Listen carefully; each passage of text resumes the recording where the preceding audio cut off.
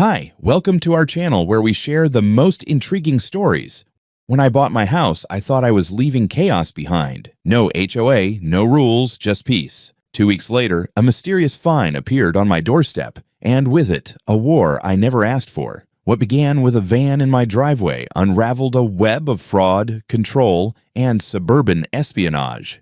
2 weeks after moving into my new house on Sycamore Bend Road, on one of those muggy North Carolina afternoons when the air feels heavy enough to chew on, I found a thick cream-colored envelope wedged under my door. No postage, no delivery sticker, just the HOA's logo embossed across the front like a smug little badge of authority. I had been unpacking kitchen boxes and wondering where the hell my coffee grinder ended up, so I was already irritated.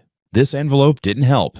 I opened it expecting one of those "Welcome to the Neighborhood" brochures or maybe a reminder to join some community mailing list. Instead, the first line punched me in the face with bureaucratic confidence. You are in violation of Rule 14.7, improper storage of oversized vehicles. I stared at the page, then at the driveway where my silver work van sat in. Full undeniably visible glory. The letter went on to declare that I owed $850 in fines and that penalties would accrue daily if I failed to comply. The HOA also helpfully included a low-resolution photograph of my own damn van, taken from a distance so dramatic it looked like surveillance footage from a nature documentary about invasive species. At first, I actually laughed. Not a joyful laugh, more like a bewildered bark of disbelief.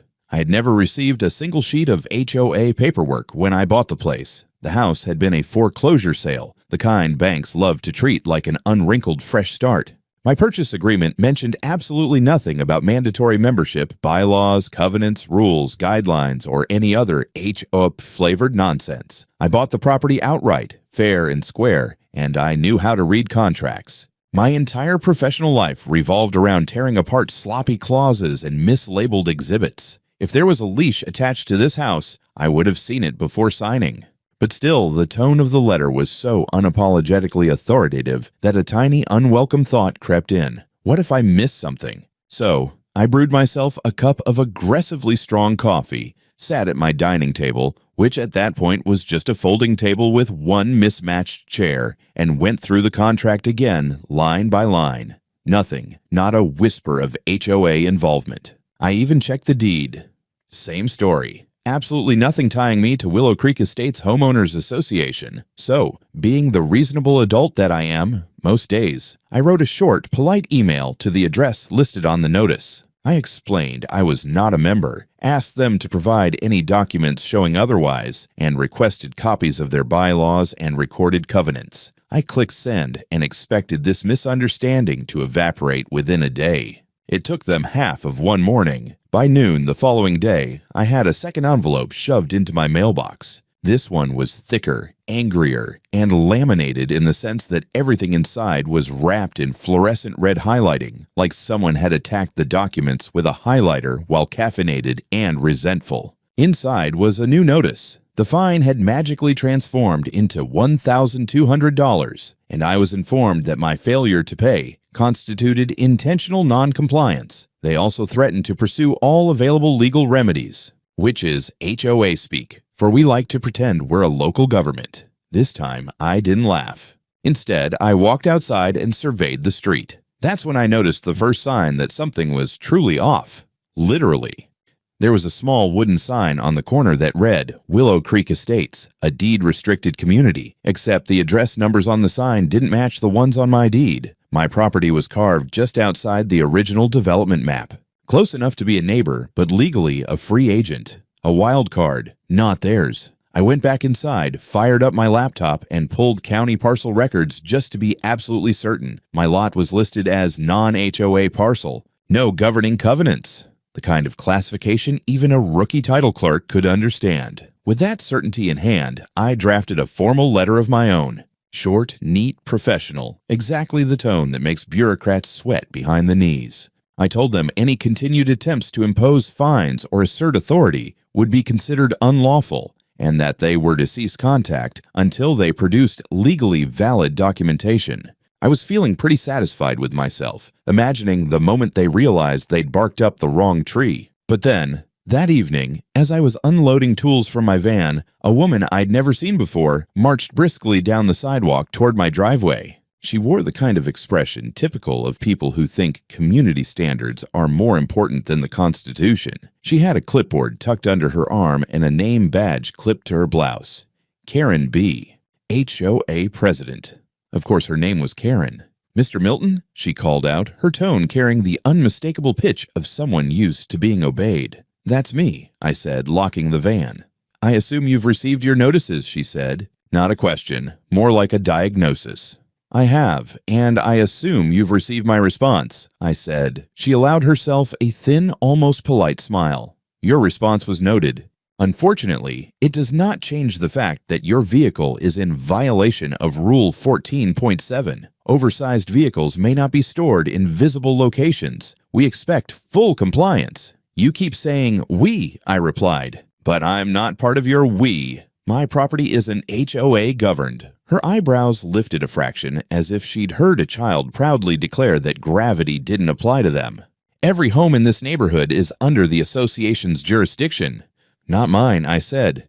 "County records disagree with you." She tilted her head, studying me. "Well, Mr. Milton, perhaps you should double-check those records. And in the meantime, I strongly suggest you begin making arrangements to relocate your vehicle to an appropriate storage facility. Daily penalties are already accruing." It took visible effort not to laugh again. This time, it wouldn't have been amused. More along the lines of, "Are you out of your mind?" "Have a good evening, Ms. B.," I said, walking back toward the house. She didn't leave immediately. I saw her stand beside my driveway, writing something aggressively on her clipboard before marching off, heels clacking like a judge's gavel. When I closed the door behind me, a simple thought settled in the back of my mind like an approaching thunderstorm. This wasn't a misunderstanding. This was a fight, and I had no idea just how deep this HOA's rabbit hole went. 3 days after Karen marched down my driveway with her clipboard of doom, I received what the HOA no doubt considered a decisive rebuttal. A manila envelope stamped urgent member compliance file. The word member alone was enough to make my eye twitch. Someone had tucked the packet into my screen door early in the morning. No knock, no doorbell, just bureaucratic stealth. I brought it inside, still in my pajamas, and spread it open across the table. The first sheet claimed to be a voluntary membership agreement signed by the property's previous owner. The signature was bold, looping, and confidently written. The problem: the man who supposedly signed it had been dead for 2 full months on that date. Dead men might tell no tales, but apparently they did join HOAs. I took a breath and looked at the signature again, comparing it with the signature on the original deed I had scanned. Same name, completely different handwriting. The HOA either believed I was an idiot or hoped I wouldn't bother checking the public record. Both were insultingly optimistic. The membership agreement lacked a notary seal, a witness signature, and any evidence it had ever been recorded with the county. It even referenced a lot number that didn't match mine. They had swapped it out later with a different parcel ID in different ink, like someone trying to forge a permission slip 5 minutes before the school bus arrived. It only got better. Behind the fake agreement was a copy of official public hearing minutes. According to this document, some grand community meeting had taken place 2 months before my arrival, where residents had allegedly voted to incorporate bordering properties to preserve aesthetic continuity. 14 residents attended, names, addresses, the whole shebang. Except 3 of the listed addresses belonged to vacant homes, 2 to Airbnbs, and 1 to someone I'd met at the local hardware store, who told me he hadn't been to an HOA meeting in over 3 years because he'd rather drink bleach than listen to Karen talk about mulch. They had even assigned me an empty folding chair in the attendance list, which I had never occupied because I had been living in a different city at the time. If Karen was going to fabricate history, she could at least try to make it historically consistent. I stared at the minutes, then at the seal printed at the top. It looked official, but something about it was off. Too crisp, too centered. And when I zoomed in with my phone camera, the seal had pixelated edges, like it had been dragged from a clip art folder, last updated in the late 90s. These documents weren't sloppy, they were lazy. And that alone made them dangerous. Lazy frauds often overplay their hand. I decided to verify my suspicions the old-fashioned way. I drove to the county recorder's office. The clerk, a middle-aged man with a beard that looked like it had survived 2 marriages and a tax audit, searched every database available. Nothing. No membership agreement had ever been filed. No hearing. No map updates. No amendments. The HOA's documents simply didn't exist in any legal capacity. When I mentioned the supposed meeting, the clerk actually laughed. "They love waving their little rules around," he said. "But they don't file half the crap they generate. If you're not in their map, you're not in their kingdom." Driving home, the absurdity of it all settled into something colder. This wasn't Karen being overzealous. This was a coordinated effort to rope in more properties, expand their fee base, and enforce authority where none existed. A lot of HOAs try small power grabs, but forging signatures of dead owners, fabricating public hearings, altering parcel IDs, that wasn't a misunderstanding. That was a scheme. When I got home, I emailed a few neighbors whose names appeared on the meeting list. 2 replied within an hour. One had been visiting her sister in Georgia the entire week of the supposed meeting. The other told me she hadn't attended any HOA event since Obama's first term and had no clue why her name kept being used on official paperwork. She even forwarded me an old thread where she had confronted Karen about it. Karen claimed it was a clerical mistake. Of course it was. By nightfall, I had a small stack of evidence that the membership agreement was forged, the hearing never happened, and the HOA was being propped up by fraudulent paperwork. But one detail bothered me more than all the rest. The minutes were too polished. Someone had taken time to make them look credible. Fonts matched, margins lined up. There were timestamps, attendance checkboxes, motions proposed and seconded. This wasn't a sloppy afterthought, it was a template they'd used before, and that meant I wasn't the only one. I walked around my new house, taking in the quiet hum of the evening, and tried to imagine how many other residents had been snared by this paper trap. People who might have trusted the HOA or been too busy or overwhelmed to double-check the legitimacy of what they were told. People who might have paid thousands because Karen had slid a sheet of forged minutes under their door. By the time the sun dipped behind the pines, I had made up my mind. If they thought I would be easy prey, they had picked the wrong target. I wasn't just going to defend myself. I was going to peel back every layer of this operation until daylight poured through the cracks. I didn't know exactly how far their scheme reached yet, but I knew one thing for certain. Karen hadn't just poked the wrong bear. She had poked a bear with a background in contract law, forensic auditing, and a very low tolerance for being fed bullshit. And I was only getting started. The next envelope didn't come with any warning, just like the others. No knock. No signature required. Just another passive-aggressive deposit of hostility stuffed into my mailbox like an unpaid parking ticket from hell. This one had a different tone, though. It wasn't a notice. It was a threat. Tucked inside was a 2-page letter from a local law firm, some boutique outfit called Camden and Finch, that sounded more like an artisanal jam company than legal counsel. The language was unmistakably aggressive. Failure to remit outstanding dues constitutes material breach. Legal action may be initiated. Liens may be sought against the property. They were trying to turn up the heat.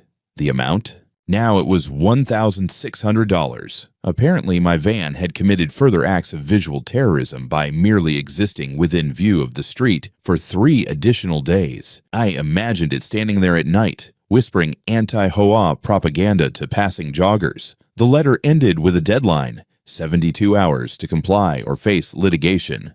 I didn't bite. Instead, I started cataloging. I built a spreadsheet.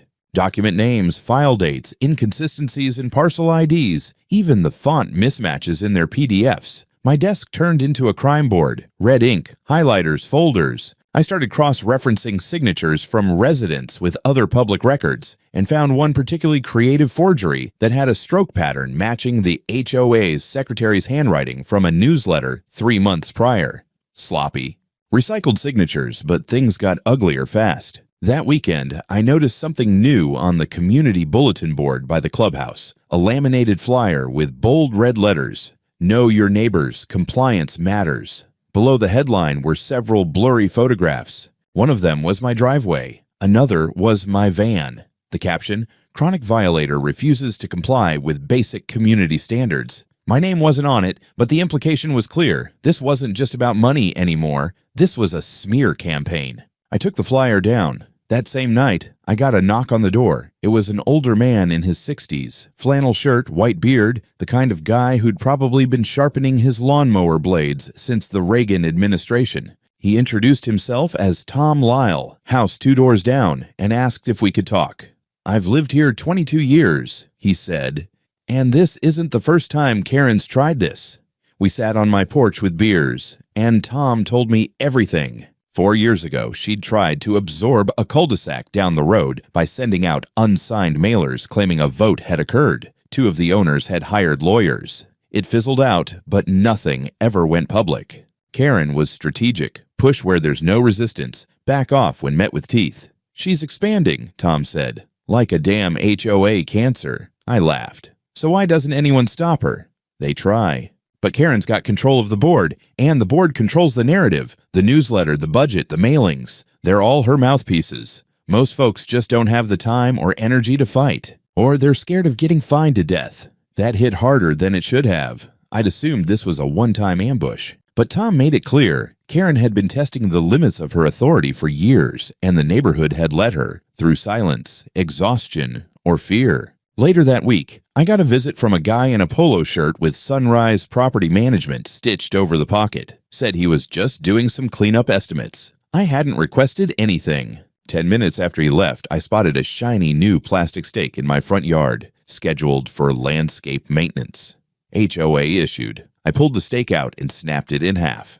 The next morning, my mailbox had a sticky note. "Tampering with HOA contractor activities may result in additional fines. Cute." That same evening, I spotted something new, wedged into the hedges across the street from my porch. Small, black, lens forward. I walked over, picked it up. A trail camera, one of those motion-activated wildlife cams people use to spy on raccoons, except this one was pointed directly at my driveway, and it wasn't there the day before. I opened the compartment and found a micro SD card inside, still warm from the sun. There was also a small yellow sticker on the back. Property of WCEA, Willow Creek Estates Association. The bastards were surveilling me. I didn't touch the card. Too risky. Instead, I documented everything, photographed it in place, then photographed the serial number, sealed it in a Ziploc, and logged it in my now bursting evidence binder. I hadn't dealt with this level of passive-aggressive espionage since my audit days at a Fortune 500 telecom firm, and even they didn't plant cameras in the bushes. That night, I got a call from one of the neighbors I had emailed earlier, Sarah Kaplan. She'd found something. My name was listed on another meeting minutes file, she said. But I was in Chicago that weekend for my niece's graduation. I've got the flight confirmation. She sent me a copy. The minutes claimed she had seconded a motion to increase monthly dues. Another ghost vote. Another lie. It was becoming very clear this wasn't a rogue HOA. This was a rogue operation. One that relied on apathy and intimidation to keep people in line. But I wasn't in line. I was standing in the middle of the road with a bullhorn and a stack of receipts, and I had just begun to fight dirty. By now, the HOA had made one thing clear. They weren't going to stop. Not with logic, not with law, and sure as hell not with polite emails. So I stopped being polite. It was time to hit back. Most people underestimate the paper trail. They think documents just exist. They don't. They live, they breathe, they evolve, and they leave fingerprints. And when you've spent a decade gutting shady corporate mergers for a living, you start to see the threads. And this HOA had threads sticking out like a cheap suit. I filed 3 formal complaints that week. The first went to the North Carolina Secretary of State, requesting a full investigation into Willow Creek Estates Association's nonprofit status. I laid it out like a prosecutor. Fabricated minutes, forged signatures, inconsistent parcel inclusion, misuse of HOA seal. I attached screenshots, property records, and a map showing the geographic overreach of their so-called jurisdiction. The second complaint went to the Department of Consumer and Professional Services, detailing the association's harassment, false claims, and unauthorized surveillance. I included a full report on the trail camera I'd found, with photographs, timestamps, and even a notarized statement from my neighbor Tom confirming it hadn't been there the day before. And the third, that was personal. I created a website. I called it Willow Watch Clean, simple, neutral on the surface. A community resource for homeowners seeking clarity on their rights. I didn't post anything inflammatory, not yet. Instead, I built out a residence forum that looked like a genuine tool for neighborly discussion. HOA rules archive, discussion threads, anonymous complaint box, feedback polls. It was bait, and I knew exactly who would bite. Karen and her cronies logged in within 48 hours. I tracked the IPs, 3 of them traced back to devices assigned to the HOA office, 1 to the clubhouse Wi-Fi, and 1 to a lawyer's office in uptown Charlotte. The usernames were just as imaginative as I'd hoped: Admin Karen, President B, and, my personal favorite, Willow Truth Speaker. The real gold, though, was in the private messages. I'd set up the back end to log all data, including drafts. One of them, written by President B, was a half-finished note to another board member. If this guy thinks he can derail us with tech tricks, we'll remind him who owns the landscaping permits. Maybe it's time to vote on accelerated enforcement. Caught in real time. Another draft referred to me as a malicious disruptor and mentioned putting me on a community nuisance register, which, to my knowledge, wasn't even a real thing, but sounded exactly like the kind of fascist bullshit Karen would invent between Pilates and pretending to read bylaws. Meanwhile, Sarah Kaplan reached out again. She'd started going through her HOA payment history and found that 3 checks she'd written, each for monthly dues, had been cashed by an account under WCEA Services LLC, not the official nonprofit association.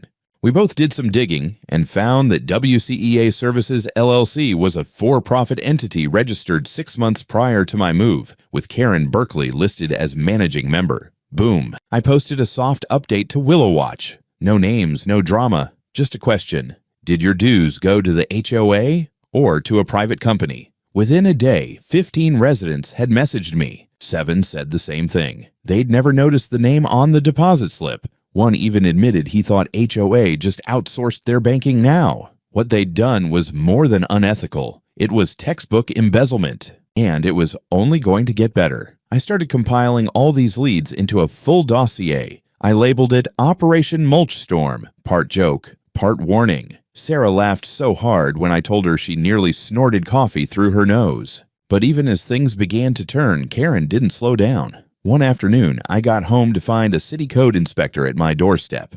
Got a report about an illegal structure, he said, thumbing through a clipboard. What structure? I asked. He pointed to my garden shed.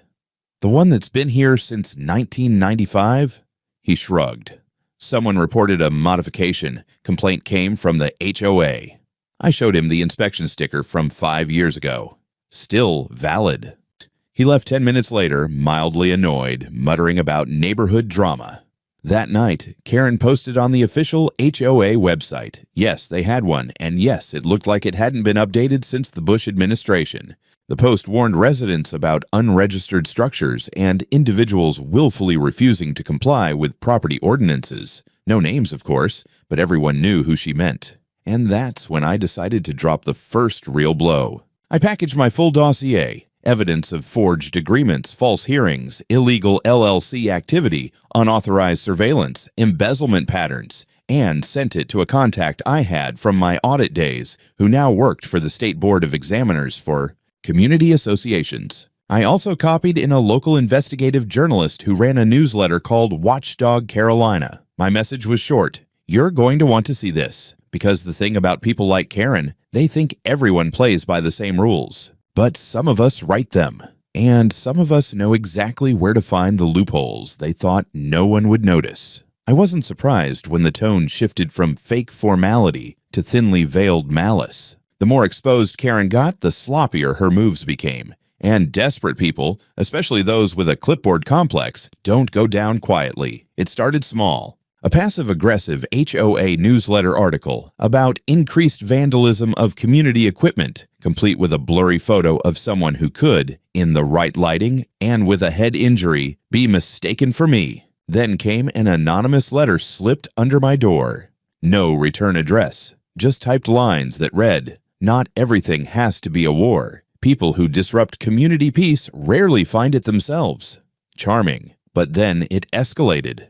Monday morning, I opened my front door to get some air and coffee and noticed something strange sitting on the strip of grass between the sidewalk and the curb. A single black garbage bag, ripped, stuffed with what looked like broken tile and insulation foam. Construction debris. Not mine. I hauled it off to the edge of my driveway, took a few photos for my records, and assumed it was some contractor being lazy, until it happened again. And again. By the end of the week, 5 bags had appeared. Always early morning, always the same spot. On Friday, I came home and found a bright yellow citation taped to my front door, issued by the HOA. Violation: unauthorized dumping of building materials, non-compliance with Community Aesthetic Code 12.4b. Fine, $800.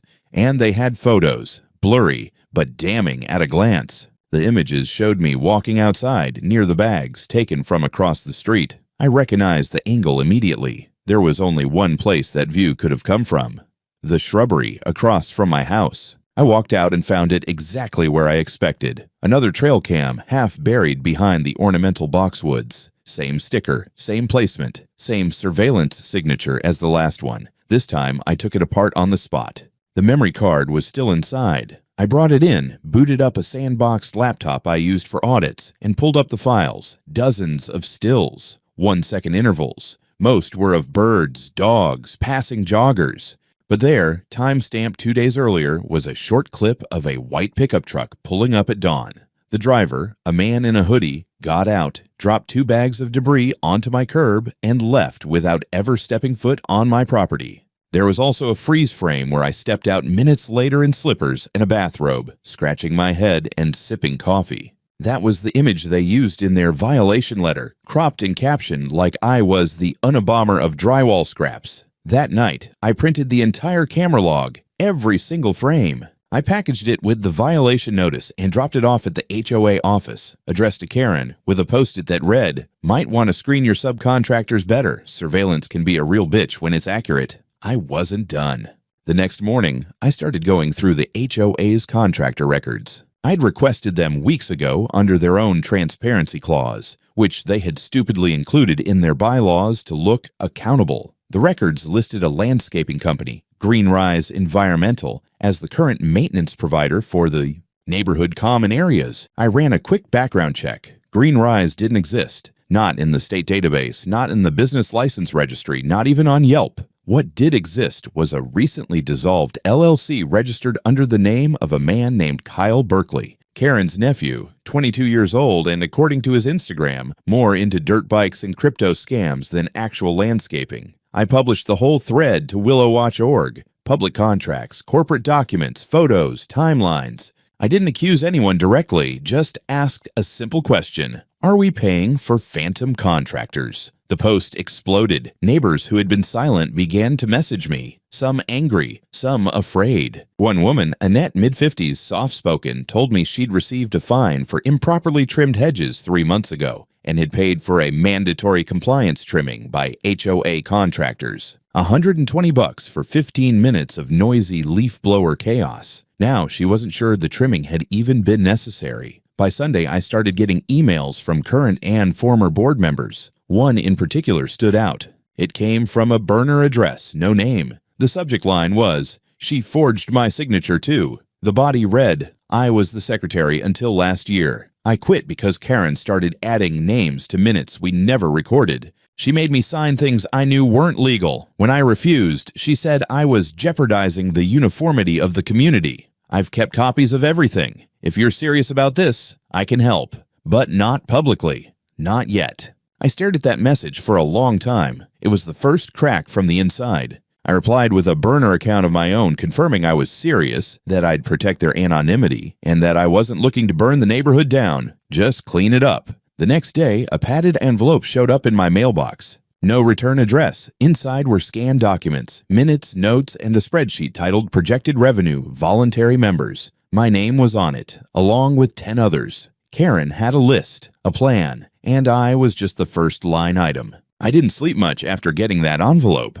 There's a special kind of insomnia that kicks in when you know you're holding proof of someone else's criminal enterprise, and they're still walking around your neighborhood like they own the damn place. The spreadsheet titled Projected Revenue, Voluntary Members was laid out like a corporate forecast. Property addresses, estimated fines, dues projections, suggested compliance enhancements for increased enforcement. It read like a harvest schedule, and across the top, scribbled in red pen, was one word: targeted. Some names I recognized, others I didn't. But what really sealed it was that most of them, like me, were owners of homes on the outer edge of Willow Creek, the ones technically outside the association boundaries. She wasn't just enforcing fake rules, she was expanding her HOA empire one signature at a time, dead or alive. I needed more, so I reached back out to my new anonymous friend. We set up a secure line, voice only, late at night. She called herself Marcy, which I'm almost certain wasn't her real name. Her voice was cautious but steady. Said she used to be HOA secretary for 3 years, until things got weird. Claimed Karen started orchestrating community votes with no attendees, issuing minutes signed by people who hadn't been on the board in years, and funneling funds into side accounts labeled legal defense initiatives. She used to laugh, Marcy said. Said nobody reads the fine print, that if you make something look official enough, people just obey. I asked why she never reported it. I tried, went to one of the county clerks. He shrugged it off, said it was a civil matter. Then Karen called my husband's job pretending to be an anonymous neighbor, complaining about marital instability. Next day, he was pulled off a project. Jesus. This wasn't just fraud. This was psychological warfare dressed in khakis and pearls. Marcy agreed to meet. 1 hour, public place, back table at a bakery on the far end of town.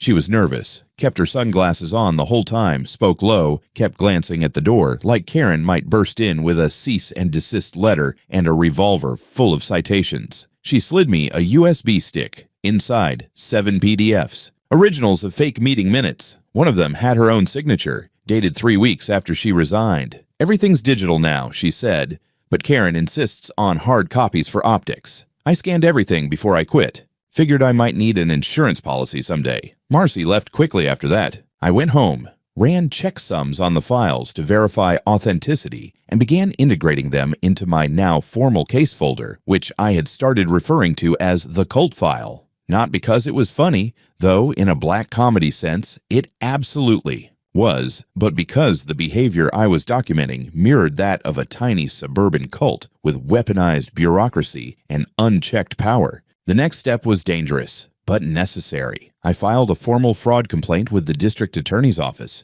Most people think DAs don't care about HOA drama. Usually they're right, but I wasn't coming in with just a complaint. I came with binders, diagrams, timelines, sworn witness statements, copies of forged documents, and a written declaration from Marcy. I laid it out like a RICO-light case. Fraud, falsification of public records, abuse of nonprofit status, and financial misrepresentation. The assistant DA who took my file was a guy named Reynolds, early 30s. Wore glasses too small for his head and had the kind of fast, clipped speech that said, "Burned out on felonies, hungry for something clean." I could see it in his eyes when he flipped through the folder. This wasn't just neighborly bickering. This was evidence. "I'll escalate this," he said, "but don't post anything new on your website for a few weeks. Can you do that?" I agreed. Barely. Because I had something cooking already. Something Karen wouldn't see coming.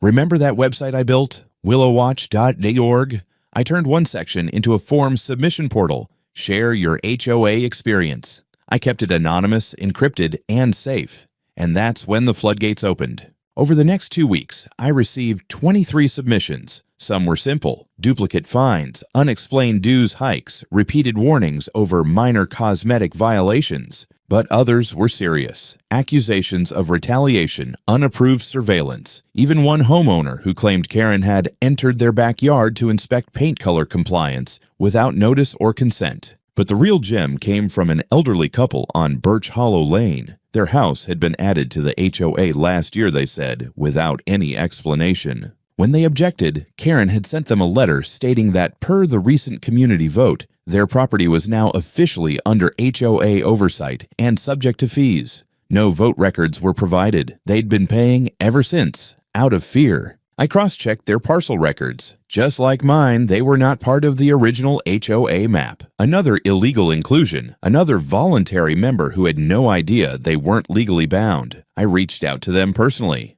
brought them a copy of my report, explained what was happening. They cried, said they thought they were losing their minds. That was when I realized how much damage Karen had really done, not just financially, but psychologically. She'd weaponized people's trust, wrapped it in official-looking paper, and used it to bleed them dry. I wasn't just exposing fraud anymore. I was dismantling a machine, and I was almost ready to pull the plug. The storm hit on a Thursday morning when 4 county vehicles and a black Ford sedan pulled up outside the HOA office. I watched from my porch, coffee in hand, camera rolling. I already knew why they were there. Assistant DA Reynolds had called the night before. Marcy's documents, my financial breakdown, and resident testimonies had pushed the investigation far enough for a full audit. At that point, the audit was just a formality. Karen arrived late in her Lexus, dressed like it was a normal workday. She smiled at the investigators until they served her with a subpoena. Through binoculars, I watched her expression melt from confusion to disbelief. She headed inside after arguing, and not once did I wave back. News spread quickly. The Willow Creek HOA was under investigation for fraud and embezzlement. Within hours, Willow Watch blew up with messages.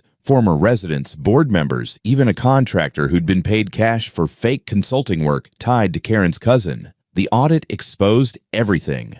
Over 70% of the HOA's reserve, around $1.6 million, had been siphoned into bogus legal fees, consulting contracts, and community initiatives, all poorly documented. Hundreds of thousands went to vehicle leases and a fake beautification committee run by Karen's sister-in-law. There were fake hearings, forged documents, altered parcel maps, an HOA-sized Enron, just pettier. Karen's emails sealed it. She'd mapped out the entire scheme, from expansion plans to property targets. She even ordered staff to backdate agreements and reclassify lots for billing. A week later, she was arrested. Neighbors filmed as she was let out in handcuffs, still dressed like she was in charge. The charges stacked high: fraud, forgery, embezzlement, conspiracy, obstruction, wire fraud, misuse of nonprofit funds. Her arrest toppled everything.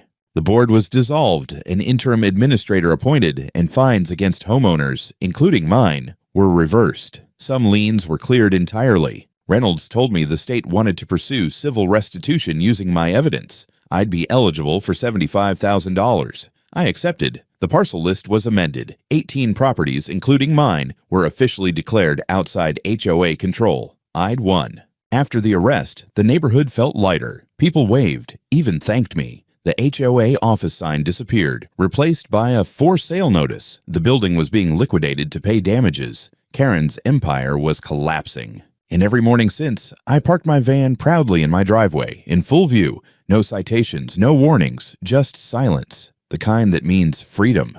I never expected a sign to feel like closure, but there it was on the fence where the HOA office had been. For sale, commercial property. No HOA. I sipped from my travel mug while a couple peeked through the sealed, empty building. Karen's once perfect flower bed was now a patch of weeds. Fitting. Walking home, I passed my van sitting proudly in the driveway, a monument of defiance. I'd even carved a wooden sign for my fence. Not part of any HOA, I don't pay for fiction. And I don't take threats. Subtlety was long gone. The interim administrator had visited earlier, inviting residents to a simple, drama-free community meeting. I went. People showed up. Tom in his flannel, Sarah with cupcakes, Annette asking if they could dissolve the HOA entirely. The applause said everything. A week later, the vote made it official. Willow Creek Estates HOA was gone.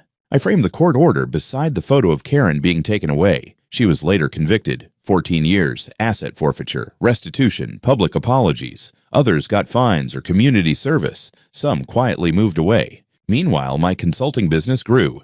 Thanks to referrals from people who once saw me as trouble. I added motion lights out of old habit, but the neighborhood finally felt lighter. No warnings, no forged documents, just normal life. One afternoon, sitting beside my van, I watched kids ride freely and neighbors wave without fear or agendas. For the first time since moving here, I didn't feel targeted. I felt like a homeowner, a free one.